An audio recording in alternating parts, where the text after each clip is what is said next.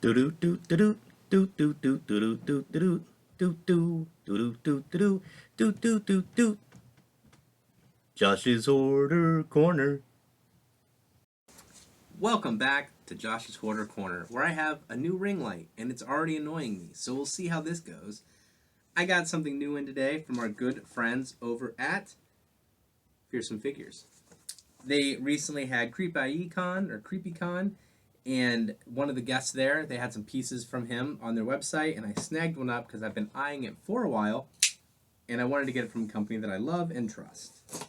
Now, if you remember the American saga, Sons of Anarchy, which I loved, it was season 1, episode, Funhouse? I believe it was episode 3 or 4,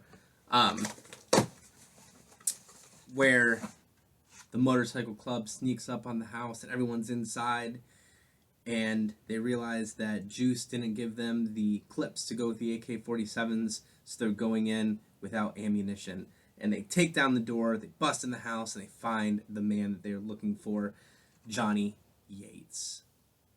Now, Johnny Yates is a saved man. He is not the man they're looking for. They have been misled. And Johnny Yates is played by a gentleman that we also know from the 2003 Texas Chainsaw Massacre. I timed this horribly. I'm not going to edit it. There we go. Mr. Brett Wagner, the Lost Leatherface. Now, why do they call him the Lost Leatherface? I saw his autograph first pop up in Zobi. He was featured in one of the Zobi boxes. I might have been the director's cut. I really don't recall. That light, I do appreciate it. He is responsible for the first kill in the movie with the sledgehammer.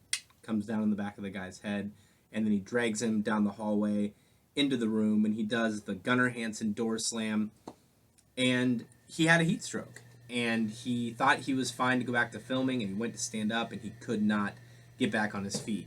There's a great interview with him, Doomsday Crypt has on his channel.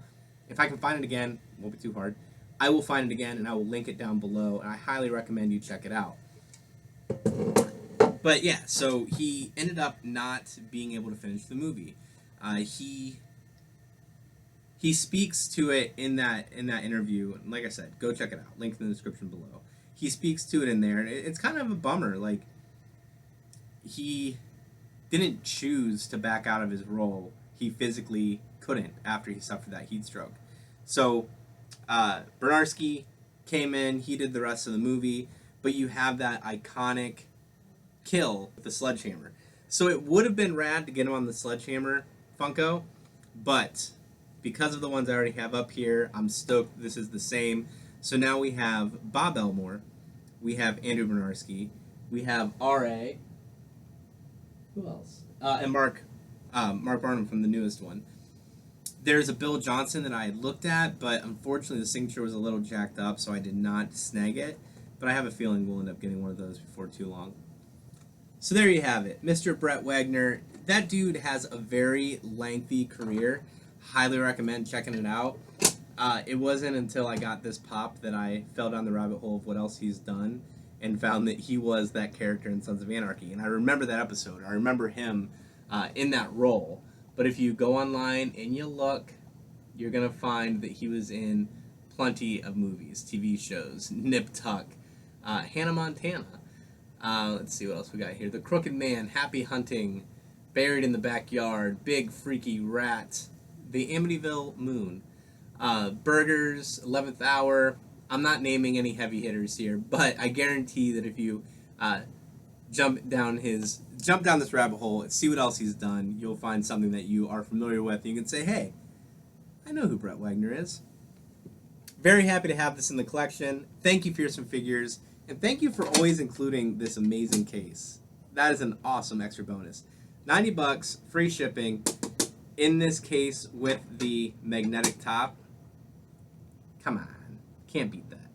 I guess I should also point out that with that pop, all of the space here is filled. Now what am I gonna do?